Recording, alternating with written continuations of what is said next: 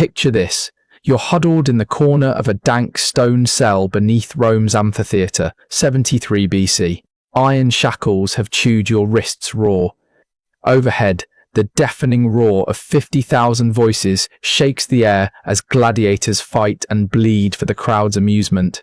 The reek of blood and sawdust seeps through the grates, mingling with the hot stench of sweat from the 24 other men crammed around you in darkness. Your Roman name is Marcus, but you were born Cleomia in Thrace before Roman legions chained you and dragged you across half the known world. Tomorrow, they'll oil your body, press a sword into your hands, one you barely know how to wield, and shove you into the arena. But tonight, down in this choking blackness, something unexpected happens. A gladiator named Spartacus leans close and begins to whisper of boundaries, of limits, of laws carved in blood and bronze, rules that even the almighty Roman master couldn't break. You barely dare to breathe as he speaks of ancient lines scrawled into imperial legal codes, etched into bronze tablets, debated in echoing marble halls. Words that insist even slaves have souls no man can truly own. Even human property has rights that cannot be entirely stripped away. Before we dive into these forgotten truths, stories of pain, resistance, and twisted justice, if you enjoy uncovering the hidden parts of history, hit that like button and subscribe for more content like this. And comment below where you're watching from. It's incredible to explore the past with people all over the world, bound by curiosity across time and space. The chains binding 20% of Rome's population weren't just metal. They were forged from law, tradition, economics, and the cold logic of empire. Yet even inside this monstrous machine, this empire that treated human beings as livestock, bought and sold like amphorae beneath statues of justice, there were lines, limits, boundaries even the wealthiest master hesitated to cross. To understand those limits, we must descend into the dark engine room of Roman slavery.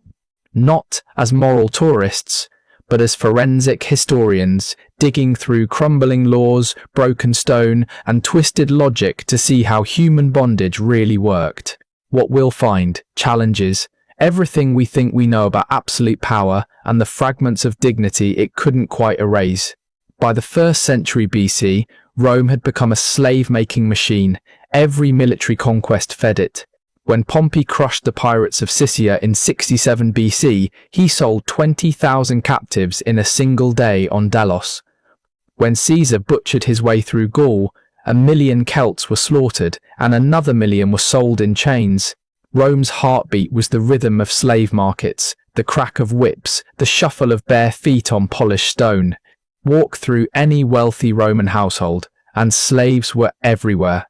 Unseen hands cooked the meals, scrubbed the floors, copied texts, taught the children, and warmed the beds. They braided hair, carried litters, managed accounts. Without slaves, Rome would have collapsed in a week. But even in this brutal flesh economy, Roman law, cruel though it was, still operated. A system of rules that bound even those who wrote them. And if a master broke those rules, the consequences could be severe, from social disgrace to full-on criminal prosecution, from losing fortune to being exiled from the only world that mattered to them. The first, and most shocking, limitation. A Roman master couldn't legally kill a slave without justification. This wasn't compassion, it was economics. A slave was an investment. Some cost more than a skilled labourer's annual salary. To destroy such expensive property without a valid reason was seen as reckless waste, and waste offended Roman values almost as much as weakness. More importantly, random killing was a threat to social stability. If masters could slaughter slaves on a whim, fear would turn to fury and rebellion. The Roman system ran on fear, yes, but calculated fear. Kill too few, and slaves might grow bold. Kill too many, and who would do the labour? So Roman law drew tight, cruel lines. Masters could kill, but only with cause. Theft, rebellion, attacking a free person, sexual misconduct, defiance. Each killing had to serve a function. punishment, deterrence, or eliminating danger. Forbidden. This wasn't just a legal stance, it was social. A master known for senseless cruelty could find himself cut off from business deals, political favours, and the tightly woven networks of elite Roman life. And under specific laws about property damage or public disruption, the state could even bring charges. But the biggest deterrent was money. Dead slaves didn't work. A skilled Greek tutor, a trained Syrian chef, a loyal Germanic guard, these people were worth fortunes. Killing them was like setting fire to a bank vault. It led to a disturbing moral calculus. Slaves didn't live because Romans valued life, they lived because they produced profit.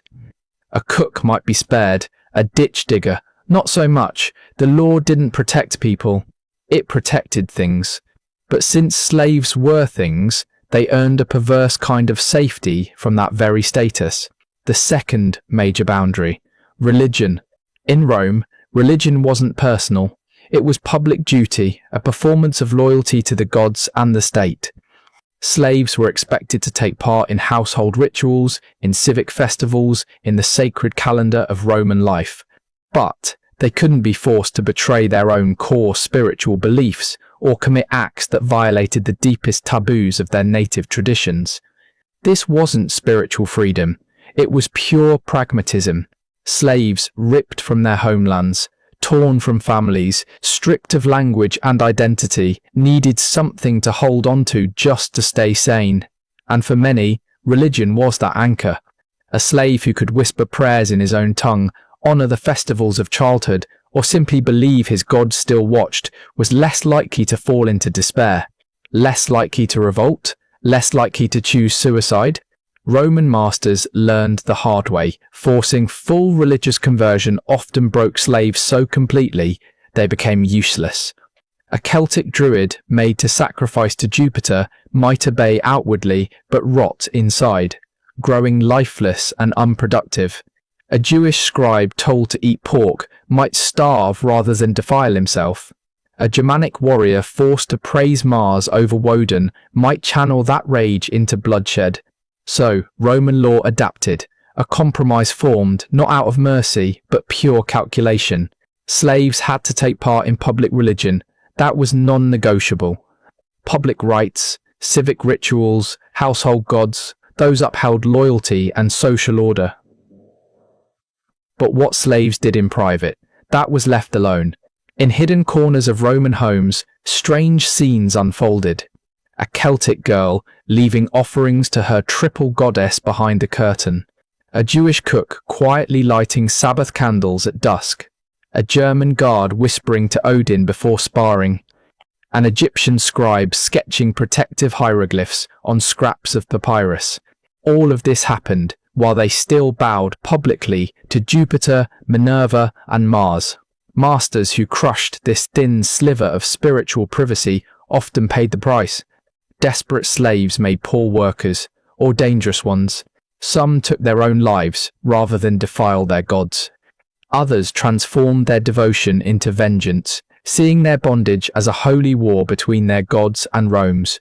Some escaped, and when they did, they carried stories of religious persecution back home, fueling resistance, making future conquests bloodier and more expensive. The third limit was even more complicated. Slave sales couldn't casually break emotional bonds. Yes, Roman law acknowledged that even slaves had attachments to lovers, to children, to friends, and tearing those bonds apart without care, that could spark collapse or revenge. Not because of sentiment, because of risk. A slave who lost everything, his kids sent to a distant province, his wife given to another man, his closest companions scattered across the empire, was a powder keg. He had nothing left to lose. That kind of grief turned into sabotage, suicide, murder, or escape. So, Roman law created guidelines, not out of kindness, but to keep the machine running. Slave families could be separated, but not at random. A master selling a skilled artisan might be expected to include his apprentice son, keeping both productive and emotionally stable. A loyal nursemaid might only be sold if her own children remained close, preventing her from breaking down. These rules were thin, often ignored, but they existed. Slave traders known for ripping apart families earned reputations for unstable, dangerous merchandise. Masters who shattered long-standing bonds without reason soon found their remaining slaves full of fear, wondering if they were next. How tightly these protections were followed depended on local culture, the temperament of the master, and the economic climate. During financial collapse, families were torn apart without thought. In military campaigns, emotions were a casualty of logistics. But during times of peace and profit, smart masters understood. Preserving slave relationships was good business. This twisted system birthed a warped form of slave family law. Slave marriages weren't legally recognized, but they had economic value. Slave children had no inheritance rights, but they were future labor. Slave friendships weren't legally protected, but they kept households functioning. The fourth major boundary: torture and mutilation. Yes, Roman law allowed it.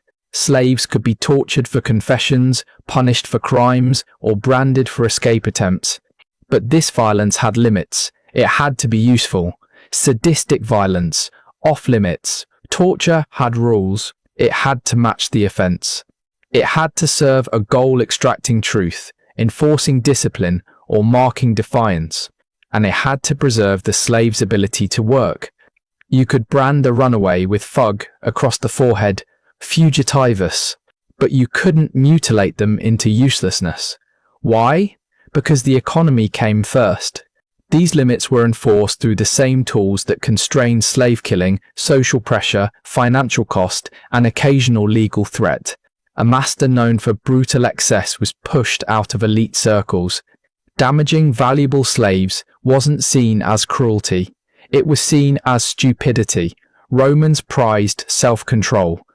A master who couldn't control his temper wasn't trusted with wealth or politics. And beneath it all lurked fear. Rome knew that cruelty bred retaliation. A master who tortured for fun risked poisoned meals, burned villas, or even attacks on his children. Violence, when measured, kept order. Violence unleashed invited disaster. This legal system wasn't compassionate. It was coldly efficient. The framework for slave torture appears in Justinian's Digest, compiled in the 6th century AD, but drawing from centuries of precedent. Slaves could be tortured in legal proceedings, but only under certain conditions and with oversight. They could be punished for breaking household rules, but the punishment had to match the infraction and serve discipline. The result: a warped world where cruelty wasn't banned, it was regulated. A master could legally whip a slave for stealing food, but whipping just to enjoy the screams. That crossed the line, not legally but socially. Even Rome, an empire built on chains, understood uncontrolled cruelty threatened the very system that fed it. The difference came down to three things: intent, proportion, and purpose. These ideas offered slaves only thin protection, but they laid the groundwork for limiting absolute power. The fifth restriction dealt with something far more subtle: slave testimony in court. Roman judges knew a brutal truth: slaves could be forced to lie under oath. A master could easily coerce his property into saying anything, turning the courtroom into a weapon. If that happened, slave testimony became unreliable, dangerous even. So Roman law crafted a complicated workaround. Slaves could testify, but their words carried less weight than those of free citizens, and testifying against their own masters.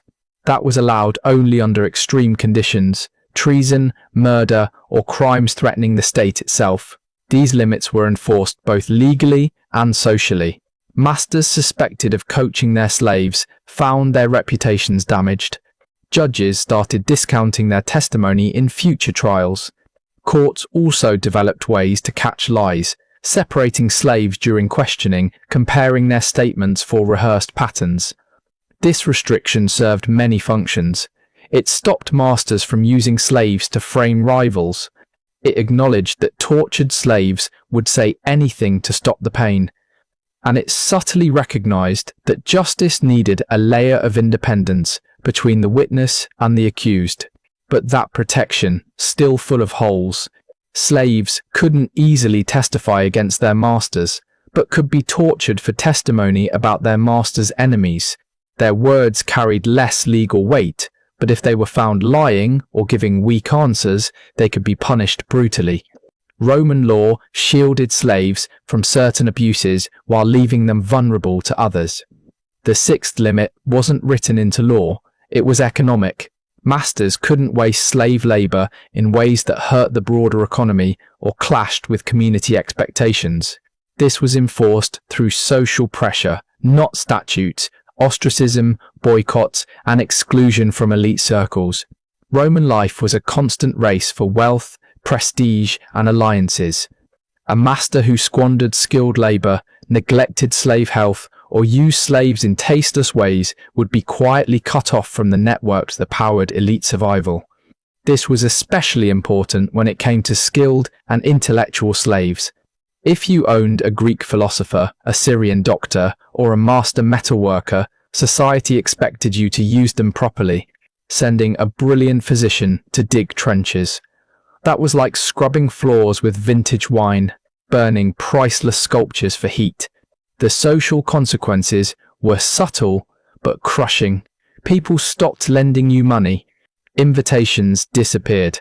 Partnerships dried up. Behind your back, whispers grew about your lack of refinement and poor judgment. This created an odd layer of protection for educated slaves. Their skills made them too valuable to misuse. A Greek tutor versed in rhetoric couldn't be wasted in the mines. A Germanic forge master crafting elite weapons was far too vital to toss into the arena. A Jewish financier managing complex trade routes was too profitable to damage. But this protection applied only to those with economic worth. Unskilled slaves. No such luck. Field laborers, domestic workers, basic servants, they could be used up and discarded with no consequence. Rome's slave system protected assets, not lives. The seventh, and maybe most surprising limitation, masters couldn't legally block slaves from earning and keeping small amounts of money. This was known as the peculium, a loophole that created a shadow economy inside slavery. Technically, the master still owned it, but in practice, a slave could earn extra cash from side work, tips, or small trades, and most masters let them keep it because it was useful. This system served several purposes. It gave slaves incentive to work harder and behave better. It gave them something to strive for, often the chance to one day buy their freedom. More than anything, it acknowledged something dangerous to the Roman system. Slaves had ambition. They were still human. The peculium led to complex relationships. A skilled craftsman might use his savings to buy better tools, boosting both his output and his value. A servant could use tips to buy fine clothing, elevating both her image and the household's prestige. An agricultural slave might invest in livestock, growing his own worth as property. Masters who seized a slave's peculium without good reason sparked serious backlash. Other elites viewed it as petty, even self-defeating, and slaves who lost their hard-earned savings. They turned sullen, slower, resentful, sometimes dangerous. The peculium also forged bonds between freedmen and the enslaved. A former slave might loan money to friends still in bondage, helping them buy freedom or improve conditions. These networks gave slaves hope, and gave Rome another reason not to crush their spirits completely. But make no mistake, the peculium was still a tool of control. It dangled just enough hope to keep slaves working, dreaming, striving, without ever truly letting them go. Masters crafted the illusion of opportunity and progress, while keeping the power structure firmly intact. A slave who had scraped together half the money for freedom was far less likely to revolt than one who saw no hope at all. The system offered just enough movement to hold off despair, while keeping most people permanently chained. The eighth limitation involved how slave children were treated. Roman law recognized these children as future assets, and masters who neglected or brutalized them were essentially destroying their own investment.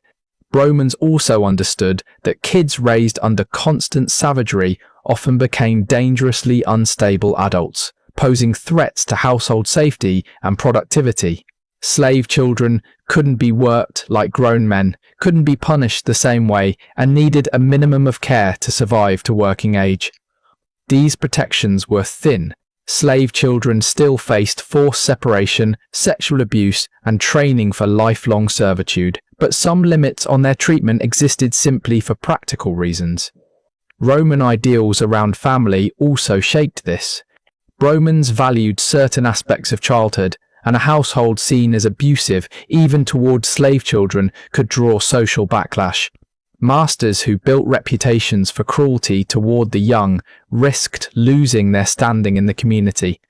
These rules were shaky, inconsistently enforced, and often ignored, but they still drew another line around total power. A master who worked slave children to death, starved them, or tortured them beyond what was age appropriate could face consequences ranging from public shame to losing future profits when children died before becoming productive. The ninth limit was even messier: sexual boundaries.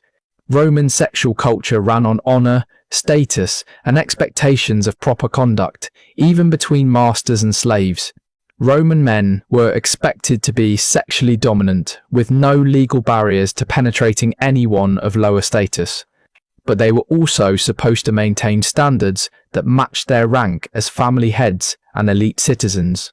Crossing certain lines, public sexual violence, humiliating acts that disgusted guests or neighbors, could bring social exclusion, political disgrace, even legal blowback.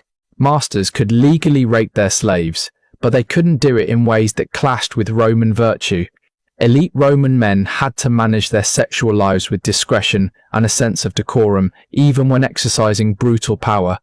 And there were cultural red lines: forcing a Jewish slave into foreign cult sex rituals, or compelling a Germanic warrior into acts considered deeply shameful in his own culture, could provoke resistance so intense it turned to violence or suicide. Sexual exploitation was everywhere and largely legal, but still not completely free of boundaries. Masters with a reputation for humiliating or extremely public sexual cruelty might see their status collapse. Driving valuable slaves to suicide through sexual abuse could mean serious financial losses. Most of all, any sexual behavior that signaled a master lacked self-control threatened his wider authority.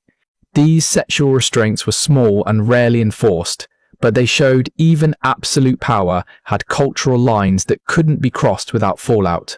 The 10th and final boundary was a last resort appeal. Masters could not fully block slaves from going to higher authorities if the abuse got extreme. This right of appeal was narrow, dangerous, and usually ineffective, but it existed as a final check on the worst forms of private tyranny. Slaves who could prove their master had crossed legal or social boundaries could plead their case to magistrates, governors, even the emperor. These appeals rarely worked, and failure could mean horrific punishment, but the mere possibility put a brake on master behavior and sometimes saved lives. Appeals worked best for skilled or valuable slaves, whose mistreatment amounted to destroying an economic asset, or when a master's behavior threatened public order or outraged deeply rooted Roman values. A Greek philosopher tortured for unpopular teachings, a Syrian doctor blocked from healing, or a Germanic warrior forced into vile sexual acts might reach sympathetic Roman officials who worried about the wider fallout. Romans believed authority should look dignified and deliberate. A master who acted like a savage undermined the entire social hierarchy. But appealing was always risky. A failed appeal could lead to torture, mutilation, or death. Even a successful one often ended with being sold to a new master rather than gaining true freedom. This system offered only the barest protections while still defending the overall power structure. All 10 of these boundaries formed a tangled web of legal, social, and economic restraints that curbed the total authority Romans claimed over human property. None of these limits delivered real freedom or dignity. All were regularly broken with minimal consequence. But together, they mark something new in history, a system trying to regulate absolute domination over other humans. These contradictions cut to the heart of Roman slavery. Romans needed their slaves to be objects, bought, sold, and used without limits. But Rome didn't just need slaves as property. It needed them as people, thinking, feeling, skilled workers who could fuel the empire's machine. This was the heart of the contradiction. Every limit placed on a master's power acknowledged a slave's humanity while still denying them freedom. Every so-called protection reinforced their status as objects, just ones that came with rules. Every line drawn around authority didn't weaken the system, it held it up. These limitations explain how Roman slavery didn't collapse under its own cruelty. The system was designed to be just flexible enough to keep people functioning and just brutal enough to keep them terrified. It walked a tightrope, give slaves hope, but never too much, give them dignity, but never control. But those very restraints exposed the rot. Every protection hinted that slaves could suffer, that they deserved dignity, that they were, undeniably, human. Every rule placed on masters admitted a deeper truth. Unchecked power over another human being is dangerous, volatile, bound to break. The enslaved knew this. The ones hidden in the dark beneath the amphitheatre, listening to Spartacus whisper of laws and limits, they saw what their owners refused to. Power that must limit itself has already lost its moral ground. Authority that needs rules to stay in line is already admitting it's unjust. When Spartacus and his followers finally escaped that underground prison, they didn't rise up with just rage. They rose with knowledge. They understood how the system worked, and more importantly, where it cracked. Roman slavery wasn't all-powerful. It survived because masters chose not to unleash its full cruelty every time. That choice, that restraint, made it vulnerable. The rebellion that followed was more than an uprising. It was a reckoning. These weren't just angry slaves. They were people who had studied their oppression, who knew exactly what to break, where to push, and how to tear the entire structure apart. Their revolt lasted 2 years. It terrified Rome, and when it was crushed in 71 BC, the price was brutal. 6,000 crucified along the Appian Way. A message to the rest, submit or suffer. But the message backfired, because even that punishment proved the point. Absolute power isn't absolute if it has to warn people. Even property can rebel. Even slaves can choose death over bondage. And as Romans walked past those crosses, staring at the bodies of men who dared to claim their humanity, they knew deep down that their system wasn't as stable as they pretended. The rules that kept slaves alive, they were never for the slaves, they were for the masters. They were signs that Rome understood. If you push people too far, they will snap back. If you treat humans like things, eventually they remind you they're not. In the end, Rome admitted what it tried so hard to hide. Absolute power corrupts not just the oppressed, but the ones who wield it. Those crucified men knew that. They'd lived the lie of regulated slavery and seen its fatal flaw. Any system that needs limits has already exposed its weakness. Any authority that requires boundaries has already lost its claim to justice. So as you leave this story into a world where slavery has gone in name, but its structures linger, remember what Spartacus learned in the shadows. Power that accepts limits reveals its fragility. Authority that fears rebellion exposes its own guilt. And when the oppressed understand the chains that bind them, they've already begun to break them. The arena is silent now. The crosses are gone. The empire is dust. But the question still echoes. What couldn't owners do to slaves? The answer, then as now, reveals not mercy, but the fierce, unbreakable dignity of those they try to own.